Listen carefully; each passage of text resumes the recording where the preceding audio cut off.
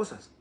Y cuando usted va a estudiar la Biblia con más seriedad, para usted poder leer un texto en su contexto, estas son las preguntas que lo van a mantener usted en el contexto con mucha más facilidad. Yo las voy a compartir con ustedes, luego se las voy a dejar llegar. Si alguien quiere más información de esto, inbox, como dicen los muchachos, inbox me, escríbame, me deja saber y yo cuando terminemos el estudio, pues vamos a publicarla en la página, ¿ok? Pero mírenlas aquí. Aquí están las preguntas. Espero que la puedan ver. Vamos a hacer algo aquí para... Creo que aquí. No sé si la pueden ver ahí. Ajá, ahí. Ahí está.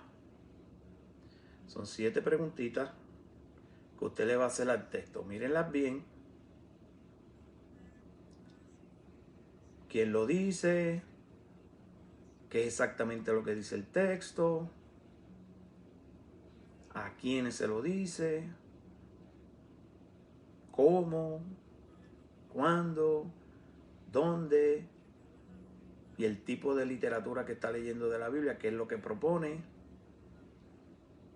No toda la literatura de la Biblia es la misma, hay variedad, lo vamos a ver. Amén. Si eso que usted está leyendo tiene un propósito claro, ¿cuál es? Cuando el autor pues se inspiró por primera vez. Y si también eso que usted está leyendo se debe interpretar literal o espiritualmente o ambas. Ok, gracias. Se ve, sencillamente tírele ahí un screenshot como dicen. Ahí está. Ok, para que me sigan durante la noche aquí. Ok, la primera pregunta es, ¿quién lo dice? ¿Quién lo dice? Muchas veces el texto te permite identificar fácil quién es el que lo dice. Si usted puede identificar quién es el que lo dice, pues entonces ahí entre paréntesis en esa pregunta, por ejemplo, yo le comparto la personalidad. La personalidad de quién lo dice. No es lo mismo que lo diga Jesucristo a que lo diga un profeta.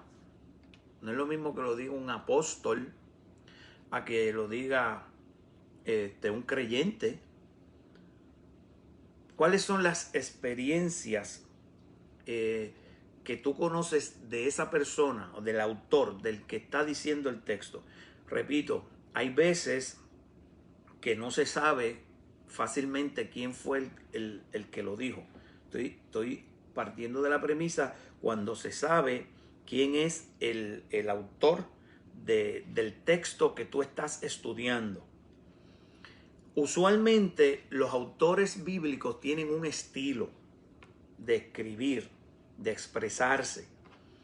Y cuando una persona tiene un estilo, usualmente dentro de ese estilo tiene una particularidad que te ayuda a ti a entender bien lo que se está diciendo, porque ya tú más o menos conoces ese estilo.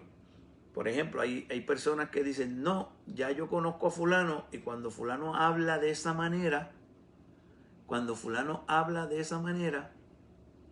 yo sé por dónde viene, porque conozco su estilo, ¿verdad? Y entonces, en la Biblia usted va a notar, cuando siga estudiando, que los autores bíblicos tienen estilos. Pablo tenía un estilo particular, Pedro, Juan, autores prolíferos de la Escritura, los profetas Isaías, Jeremías, Ezequiel, la Torá adjudicada a Moisés. Hay estilos que tú ves que se van mostrando en los diferentes escritos. Y tú, si conoces el estilo, tú puedes identificar mejor qué quiere decir esa persona, por dónde viene, ¿verdad? Muchas veces. Otra punto en quién lo dice son las intenciones. Bien importante, las intenciones con que se dice algo le puede alterar el significado. A veces uno puede decir una cosa y literalmente quiere decir algo, pero las intenciones con que se dijeron transforma todo el asunto. Y cuando usted va a estudiar un pasaje y usted quiere identificar y contestar esa pregunta respecto a ese pasaje, ¿quién lo dice? Estos son los puntos que usted debe considerar, ¿verdad? Se los dejo ahí en las preguntas, usted lo va a ver entre paréntesis, el punto de personalidad, experiencias, los estilos, cuáles son las intenciones. ¿Por qué insisto en eso? Porque es que las cosas cambian de significado. Tú puedes escribir una frase y puede significar varias cosas conforme la intención del autor. Y ahí es donde primero, hasta donde sea posible, queremos llegar.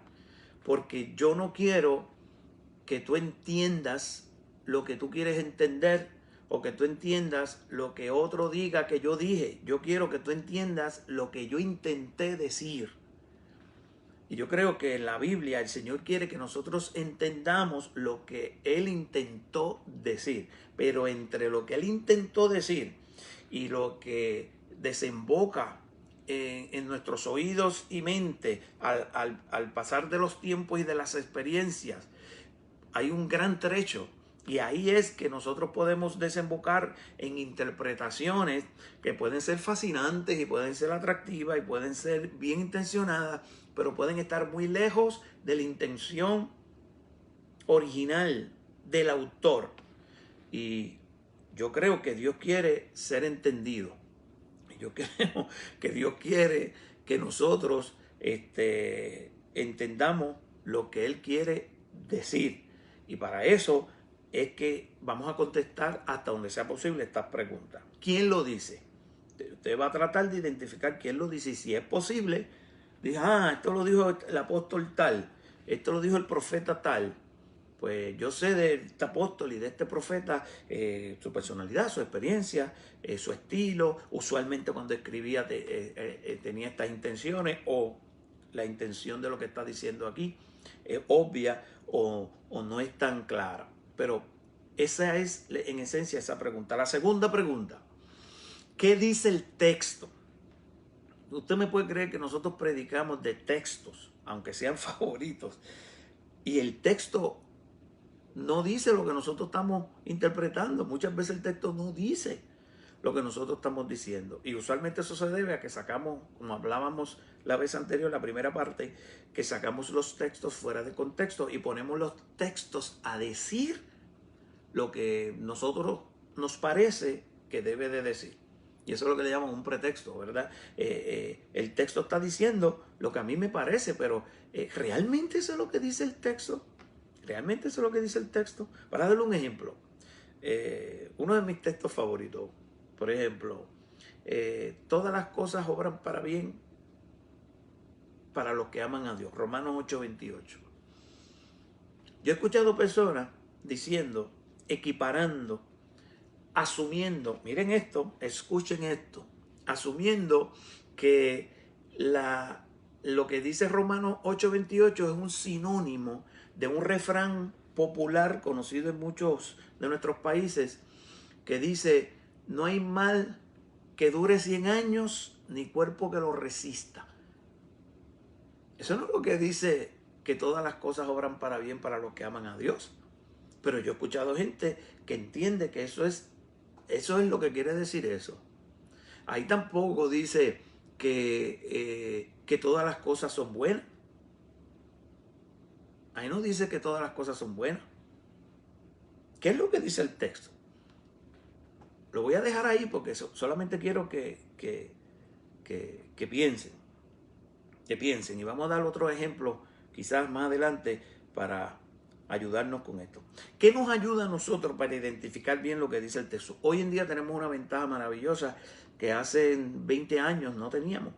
Y son las versiones bíblicas. Es un deleite leer un texto y poderlos comparar con diferentes versiones bíblicas.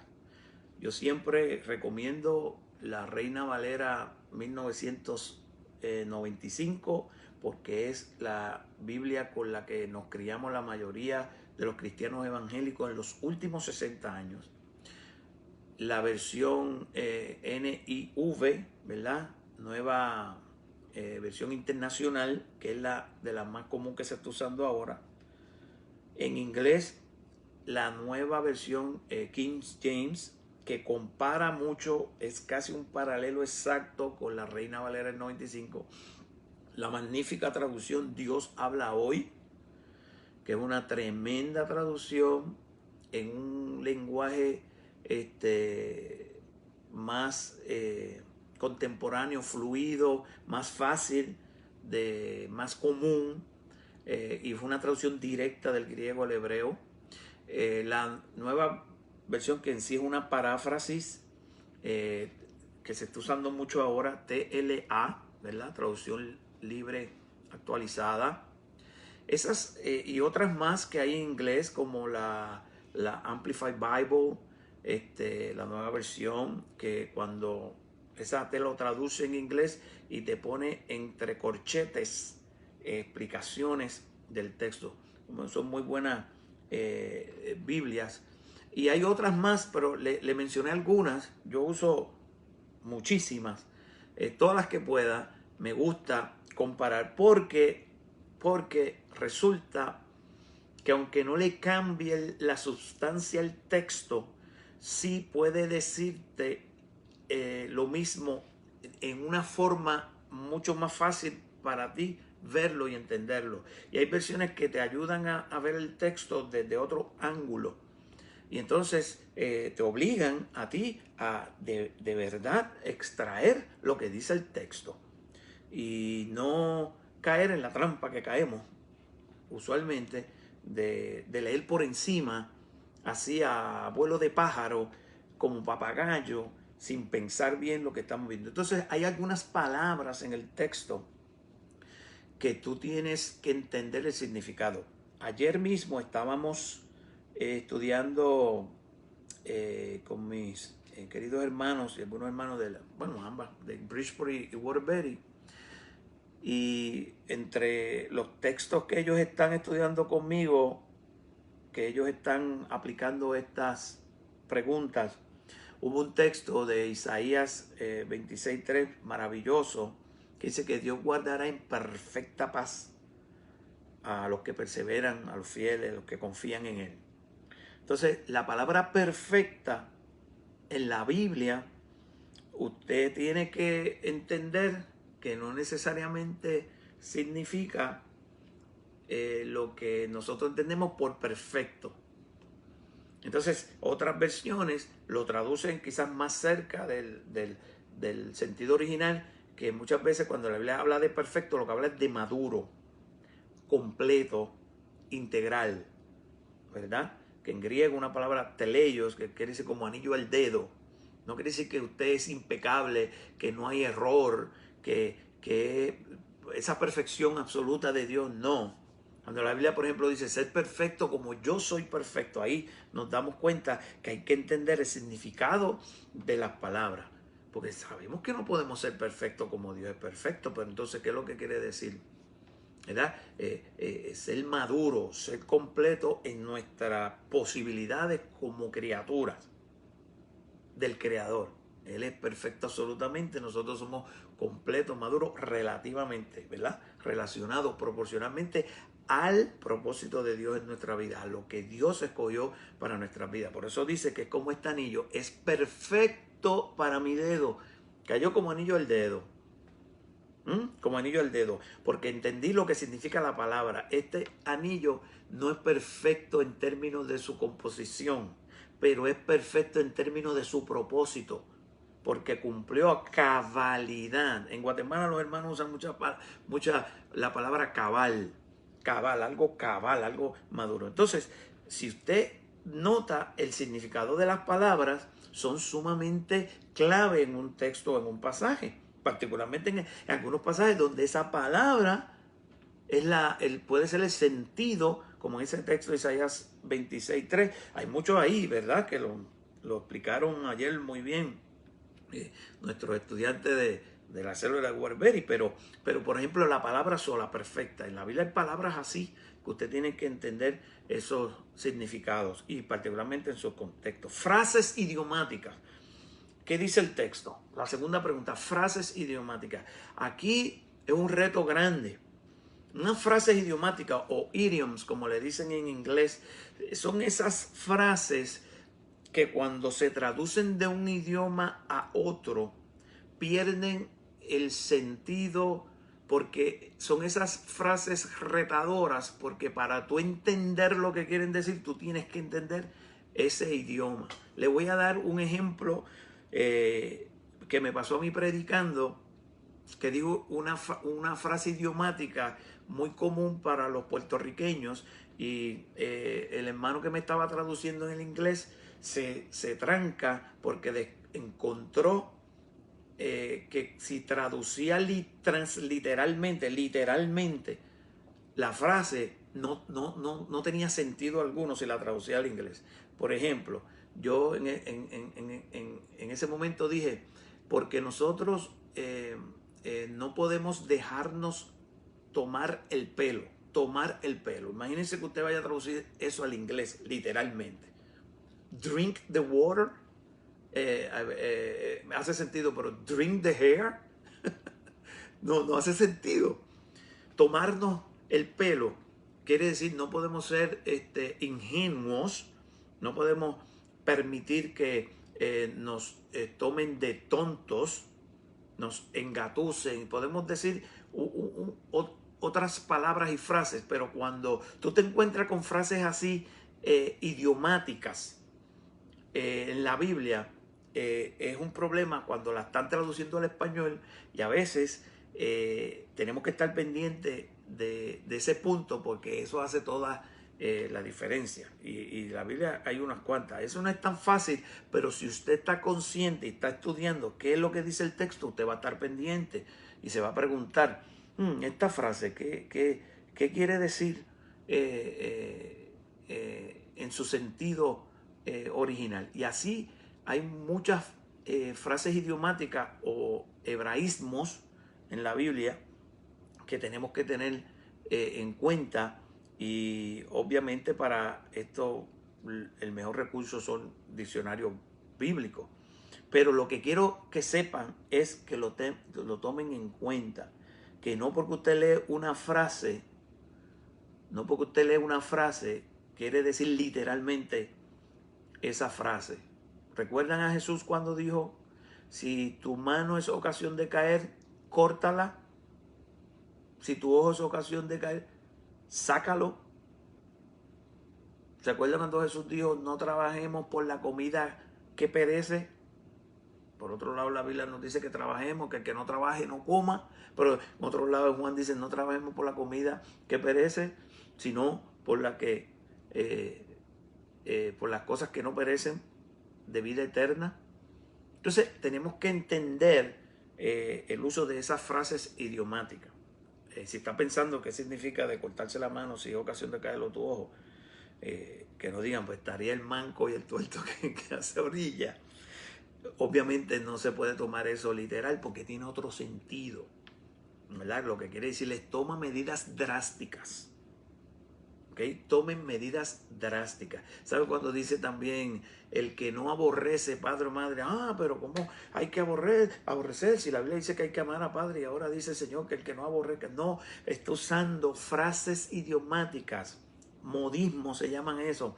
Lo están usando de una manera para contrastar, y lo que quiere decir es que con el Señor la fidelidad y la lealtad al Señor tiene que ser radical, al punto que va por encima de las cosas que más amamos, que Él mismo nos manda a amar, como son madre, padre, hijo, casa, nación, tierra, todas ese tipo de cosas.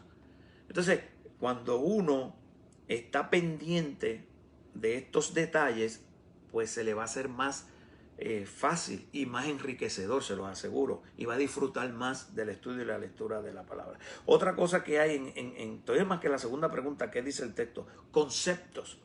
Los textos a veces tienen conceptos. Le voy a decir, por ejemplo, un ejemplo de algunos conceptos. Un concepto, la pastora Sonia empezó una serie de estudios bíblicos muy buenos, ¿verdad? Muy bueno. Sobre un concepto bien amplio que hay en la Biblia que se llama justicia. Si usted no entiende y no piensa que en la Biblia hay grandes conceptos y un texto puede estar hablando de una palabra que es un concepto amplio, pero en ese texto quiere decir una cosa y en el otro quiere decir otra. Y lo va a ver con la justicia, lo va a ver con la oración, ¿verdad? La oración de fe, la oración de intercesión, la oración de alabanza, la oración de acción de gracias, la oración de arrepentimiento, la oración de petición.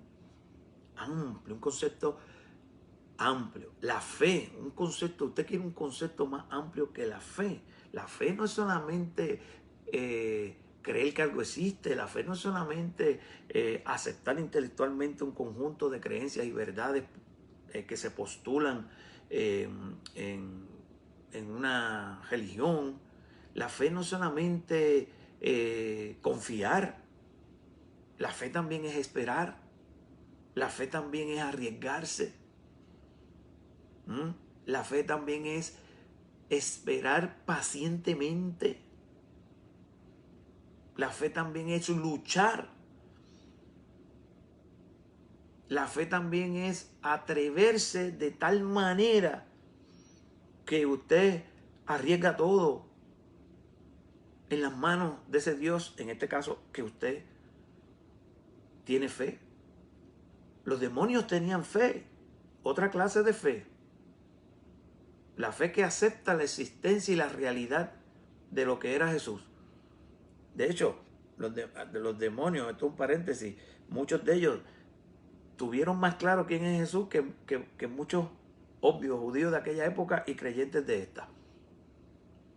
Sabían quién era Jesús. Por eso dice que los demonios creen y tiemblan.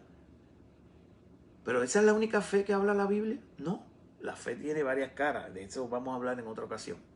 Y tiene varias vertientes. Y la Biblia habla de las diferentes manifestaciones de la fe. Por la fe unos lograron milagros y por la fe unos murieron sin ver todavía la manifestación de la promesa o del milagro.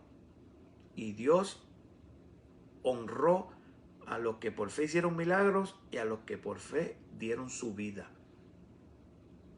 y se mantuvieron firmes en medio del dolor, de la persecución y de la lucha. Todo lo que respire que alabe al Señor. Note, conceptos amplios.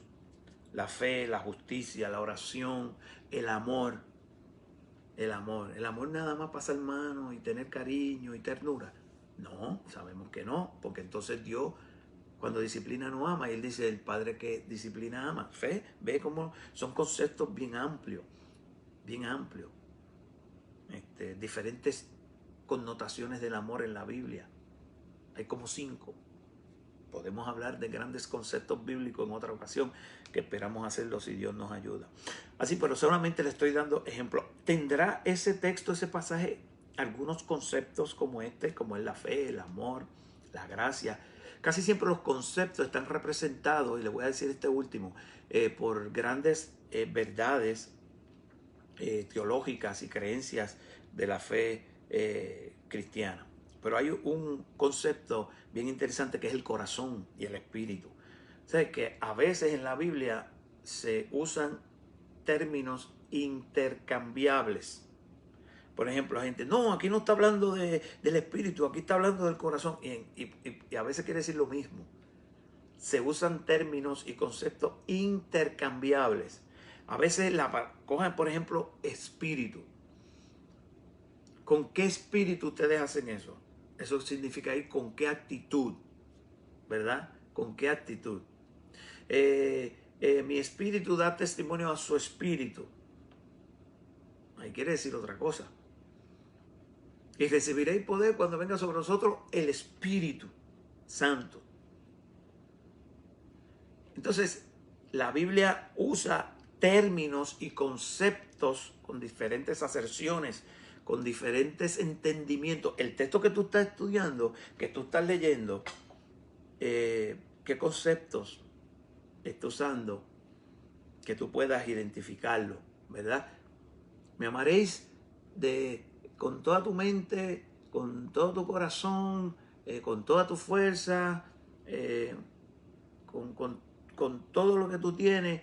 Tú vas a decir, oh, entonces quiere decir que el hombre tiene 6 partes. No,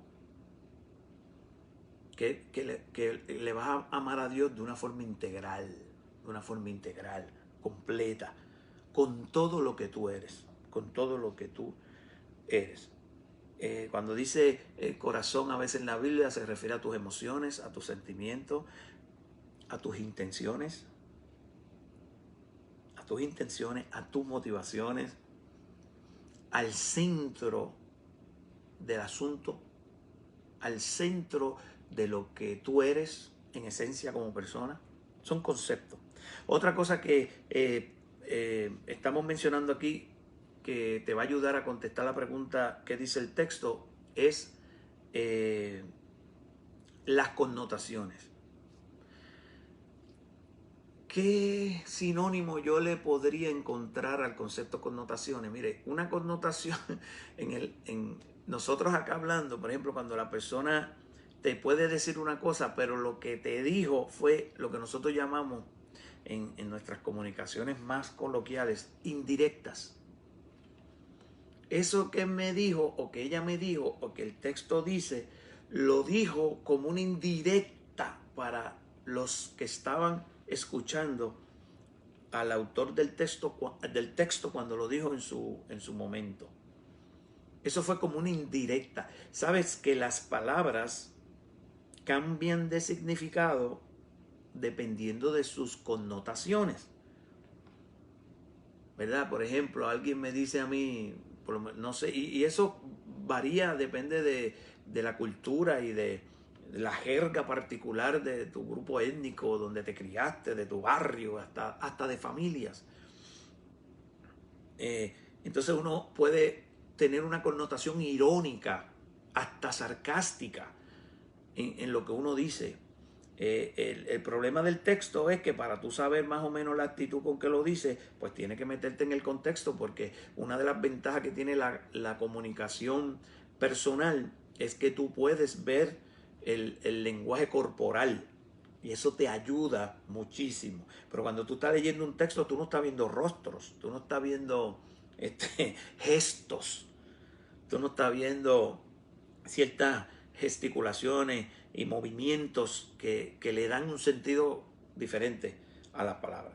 Pero algunos tienen cierta connotación cuando hablan. A veces son indirectas, a veces son reacciones de asombro, de coraje.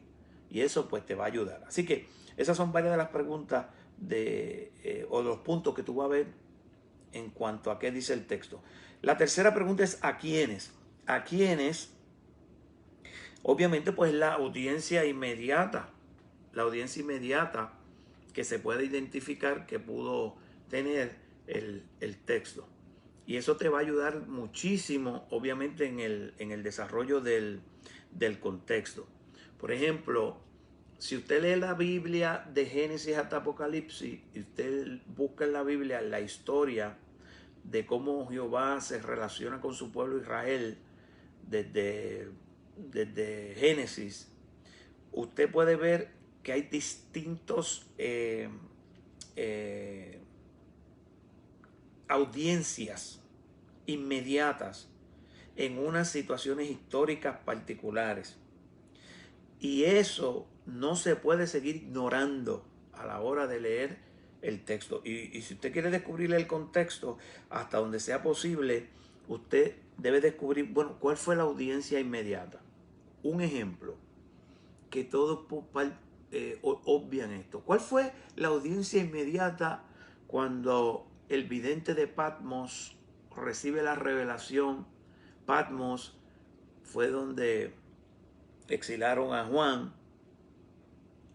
en las afueras de una islita, las afueras del Mediterráneo, cerca de Grecia, y allí recibe la revelación de Apocalipsis y la escribe, y esa carta se tenía que diseminar por las 7 iglesias del Apocalipsis, que era un circuito tipo correo que cubría lo que es hoy Turquía, que en la Biblia se llama como Asia Menor, y después esa carta se leía, la comunidad de fe leía esa carta, se iba diseminando por las iglesias esas cartas y se leían.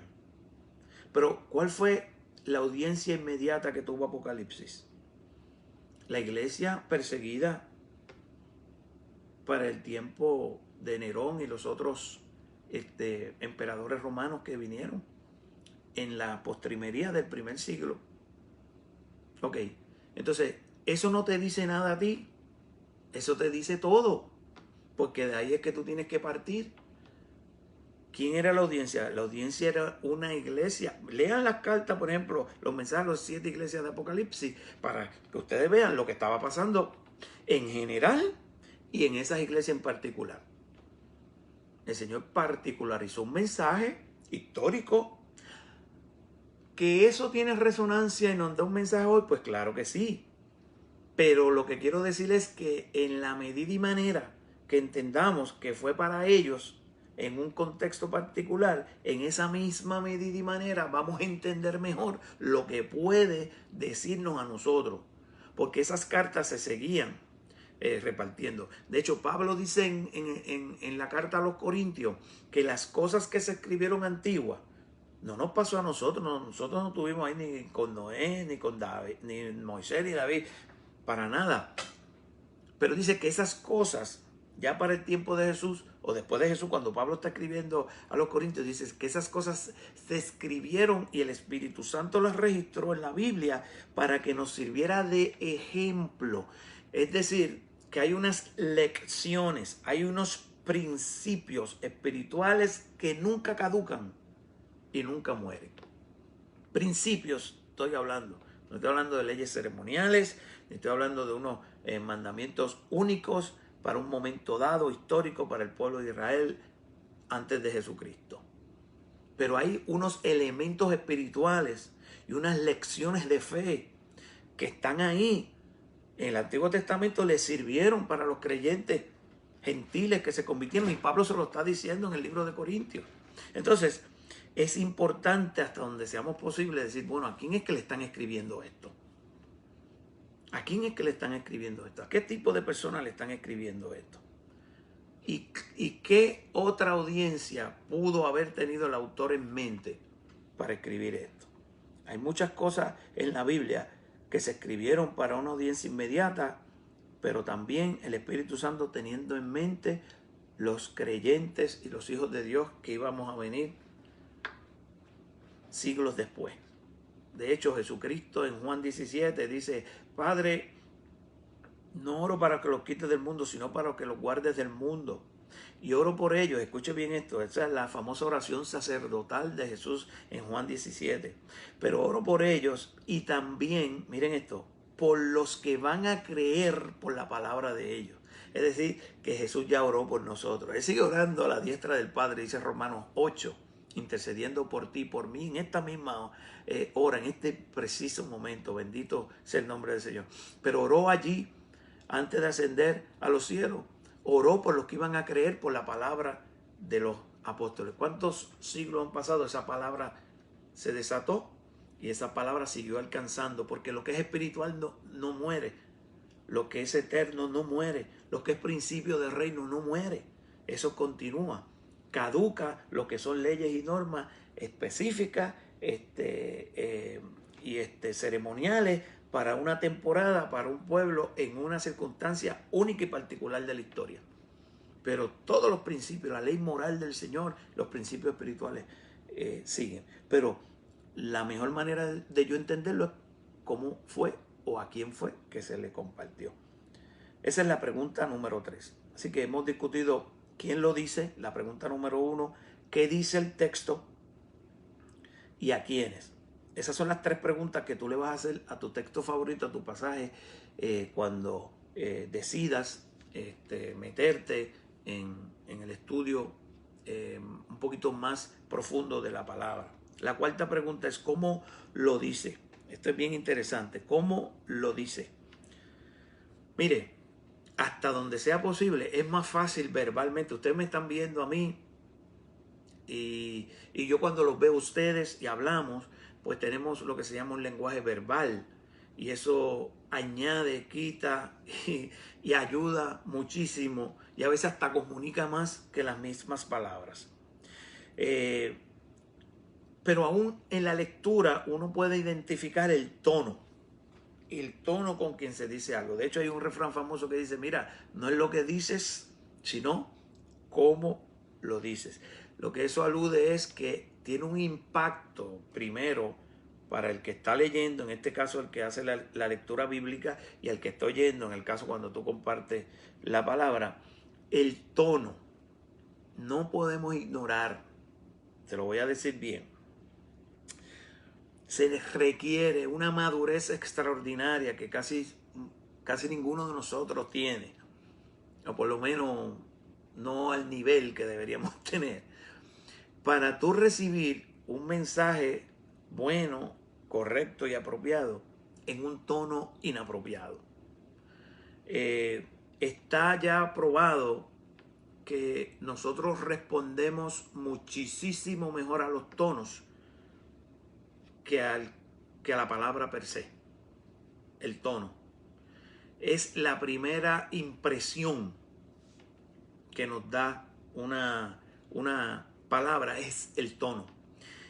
Es tan importante que cuando yo te puedo decir algo que te va a salvar la vida, pero el tono que estoy usando es contrario, es negativo, en cuestión de segundos ya tú tienes una defensa. En cuestión de segundos ya tú te cerraste. Porque nosotros respondemos más a las actitudes que a los contenidos. Y se requiere una tremenda madurez para uno sobrepasar un tono negativo y recibir un mensaje adecuado. ¿Cuántas veces usted no va a compartir una palabra o alguien va a compartir una palabra, pero se la dice en el tono? Mire, no nos vayamos lejos ni nos pongamos tan devotos. Entre las parejas, entre los padres y los hijos, entre los amigos, que muchas veces lo que nos molesta y lo que nos cierra o hace que cerremos nuestros oídos, aunque lo que nos estén diciendo nos convenga y tenga razón, el tono. Entonces, es bien importante que usted entienda el tono de lo que está leyendo hasta donde sea posible. Hay diferentes tonos. Irónico, está el tono cínico, que es de los más perverso, está el tono de preocupación, está el tono alegre, el triste, etc. Hay diferentes tonos. ¿Por qué es importante el tono? Porque el tono te va llevando a ti a la interpretación más cercana de la intención del autor. Y puede cambiar el significado de lo que se está diciendo. Una frase dicha de una manera cínica y no deja un tono ahí que es bien, a veces bien común, que es el tono sarcástico. Cambia completamente o puede cambiar completamente el contenido y la interpretación que tú vas a hacer del texto. Así que traten cuando lean los textos, hasta donde sea posible, de extraer un tono dominante o los tonos que usted pueda ver en esa palabra que dijo Jesús, que dijo el profeta, que dijo el apóstol, etcétera, etcétera. ¿Cómo lo dice? Eso te va a ayudar a interpretar mejor lo que estás leyendo. La quinta pregunta, ¿cuándo? Importantísima. Muy difícil para los estudiantes de la Biblia que no tienen recursos quizás adicionales, o que no les gusta coger clases, o que no les gusta hacer lo que ustedes están haciendo. Es muy difícil desarrollar esto. No les gusta no les interesa, lamentablemente, pero el tiempo histórico es clave. El tiempo histórico es clave. Y uno de los errores mayores que notamos, además de no contestar las preguntas anteriores, es la ignorancia deliberada que tenemos de ignorar el tiempo histórico del texto que estamos estudiando. Ahí le doy un ejemplo, lo que yo le llamo evitar presentismos. Presentismo es esa manía que tenemos nosotros de leer la Biblia con unos espejuelos. Nos ponemos la Biblia para leer los espejuelos, pero los espejuelos dicen siglo XXI. Entonces yo estoy leyendo un texto de hace 20 siglos y a veces hace más de 25 siglos o de 30 siglos. Imagínese usted. Entonces presentismo es que yo quiero leer un texto que está hablando de un tiempo completamente antiguo, y yo quiero leerlo con las presuposiciones, las creencias, los entendimientos, la cosmovisión del siglo XXI. Y no se puede leer la Biblia de aquí para allá. La Biblia se lee de allá para acá, porque no se puede ignorar el tiempo histórico. ¿Qué es lo que nos pasa cuando vamos al Antiguo Testamento? Una y otra vez cometemos ese error.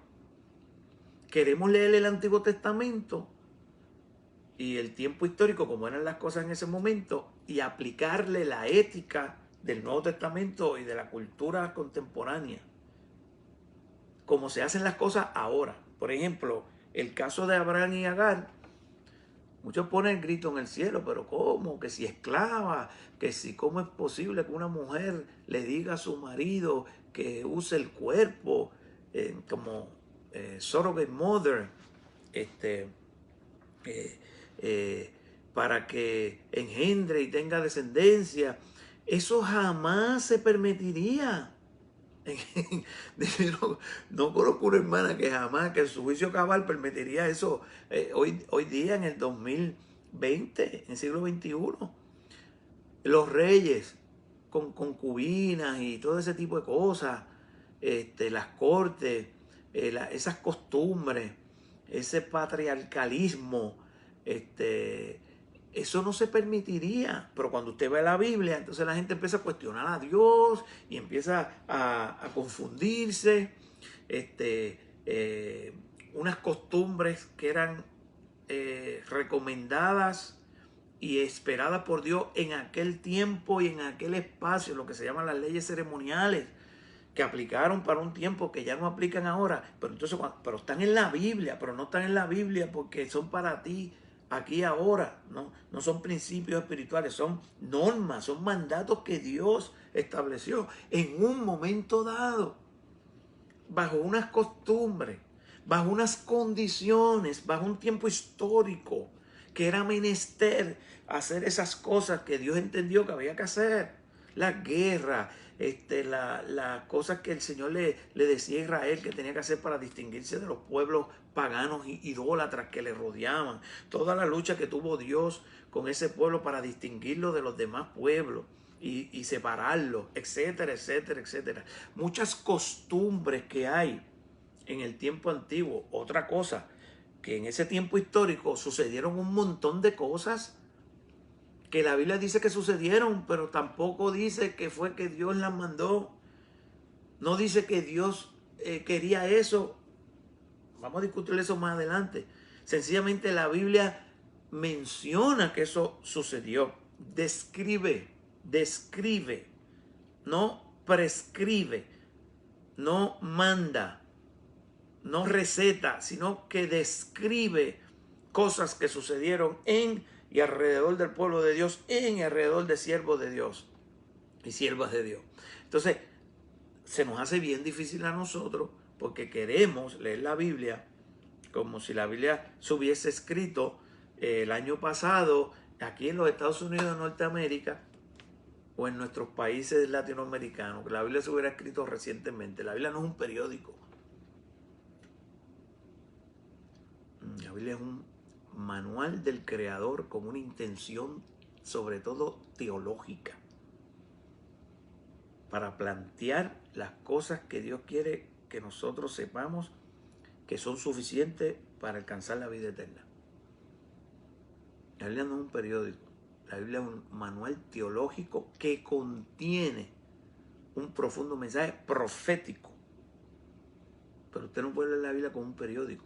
La Biblia es mucho más que eso, es más amplio. La Biblia tampoco es un manual de ciencia que va a explicar la cosmogonía de la creación en el Génesis desde un punto de vista científico. No, porque la intención no es científica. La intención es teológica. ¿Cuál es lo que Dios le interesaba que supiésemos? Que Jehová es el creador y punto. Que dijo Dios sea la luz y fue la luz. Que habló Jehová y lo que no era vino a la existencia. Que Él es el creador y no hay otro. La Biblia tampoco es un libro que pierde todo su tiempo defendiendo a Dios. No es una teodicea, como se llama ese aspecto de la teología, que está defendiendo a Dios. La Biblia sencillamente declara que Dios es. Y dice el necio en su corazón que no hay Dios. El necio. No los inteligentes. Según la Biblia. Entonces, tenemos que evitar, volviendo al punto, esos presentismos hasta donde sea posible, y ubicarnos, preguntar, indagar. Mire, hermano, hermana de mi alma, ahora usted tiene usted anda encima, casi todos ustedes, en su celular o en las computadoras de sus hogares, usted anda con un amiguito que se llama Google y estos buscadores del internet que le pueden hacer búsqueda y usted se puede comunicar mucho con otros hermanos que conocen del texto y de la historia. Pero no se quede sin demuestre que usted tiene interés, demuéstrele a Dios que usted quiere conocer a saciedad cómo Dios piensa y lo que Dios quiere estudiando la palabra. No se crea que Dios no está mirando nuestras actitudes. Así como los papás miramos a los hijos y los jefes de trabajo miran a sus empleados y los profesores a sus estudiantes, a ver quién de verdad tiene interés y quién de verdad quiere progresar y prosperar. Así Dios nos está mirando a nosotros.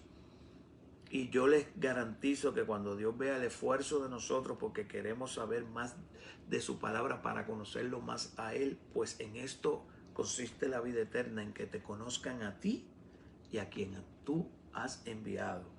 Y el mejor método que Dios nos ha dado es su palabra. Entonces, Él tiene que ver ese deseo en nosotros. Y yo sé que Dios siempre a todo el que quiere buscarle de todo corazón le encuentra. Dios va a enviar ayuda de cualquier lado, pero Dios va a enviar ayuda. Así que esa es la pregunta de ¿cuándo? La otra pregunta de ¿dónde? Que es el lugar más específico y el contexto histórico, ¿verdad? Lo que estaba pasando. Tiene que ver bastante con el cuándo, el lugar. Por ejemplo, el pueblo de Dios, la Biblia lo ubica en diferentes lugares, en diferentes momentos, en diferentes épocas. Y el lugar y la situación histórica de lo que le estaba sucediendo marcó la base para entender el mensaje de los profetas. Para entender por qué un profeta decía una cosa y por qué el profeta otro profeta insistía con otra cosa.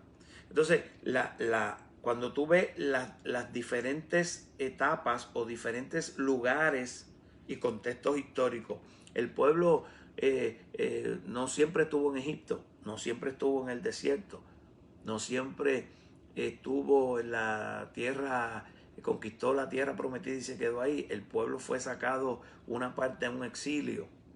El otro parte del pueblo fue también atacado y se mezcló y salieron los samaritanos y hubo un cambio en la constitución del pueblo de Dios como nación. El pueblo no siempre tuvo templo. ¿Ah? El pueblo no siempre tuvo profetas hablándole. Usted sabe que en la Biblia hay un periodo que se llama el periodo intertestamentario, el silencio profético. Escuche esto. Cuando yo por primera vez me enteré de esto, digo, wow, pero tú te imaginas 400 años de silencio, mis hermanos, que es el tiempo entre Malaquías hasta que apareció aquella voz clamando en medio del desierto que fue Juan el Bautista. O sea, todo el mundo, llegó el tiempo que podía pensar, Dios se olvidó de nosotros. Pero Dios no se olvida nunca de sus pactos. Bendito sea el nombre del Señor. Pasaron 400 años, pero Dios tenía un pacto. Y Dios tiene un plan. Pero pasaron 400 años para nosotros. Imagínense cuántas generaciones ahí no vivieron y murieron. En 400 años. Entonces, lo que pasa y lo que pueda salir de Dios, el mensaje que pueda surgir de Dios, pues tiene que tener en cuenta eso. Si este profeta está hablando esto, ¿a quién le está hablando? Le está hablando a un pueblo que está atrapado en territorio enemigo. Por eso le habla de esta manera, y a la luz de eso tenemos que entender qué es el contenido, la intención y el propósito de este mensaje, etcétera, etcétera. Como le dije el caso de Apocalipsis. Entonces, que había que hablarle al pueblo para darle esperanza en medio de la persecución y afirmarle que no importa lo que pasara, a la larga iban a pelear contra el Cordero y el Cordero vencerá. Como ahora, en estos tiempos que estamos viviendo, la iglesia tiene que manifestar su voz profética, tiene que manifestar su defensa por la justicia de Dios en todos los alineamientos y relaciones sociales y personales que tenemos, y tiene que declarar la esperanza bienaventurada de nosotros, que se llama Jesucristo, que no importa lo que pase, alabado sea su nombre, los cielos se van a abrir y va a aparecer el deseado de las naciones. Y nosotros vamos a triunfar, porque pelearán contra él, pero él vencerá, porque es Rey de Reyes y Señor de señores. Y con él estamos quienes, los llamados, los elegidos y los fieles. Y esas palabras le imparten esperanza a una iglesia que también está viviendo circunstancias y que todo da a indicar que pronto, si no es esta generación, es la próxima o una que viene, vamos a tener unos problemas sumamente desafiantes, porque de lo contrario tenemos que aceptar que la Biblia miente o se equivocó, cosa que nosotros no creemos.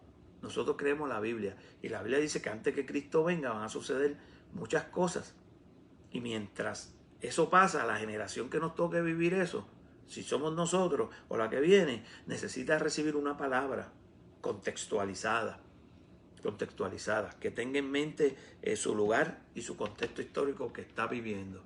Y la Biblia nos enseña eso, porque en el pasado el pueblo pasó muchas de estas situaciones, y por eso está ahí en la Biblia. Por eso es que es tan glorioso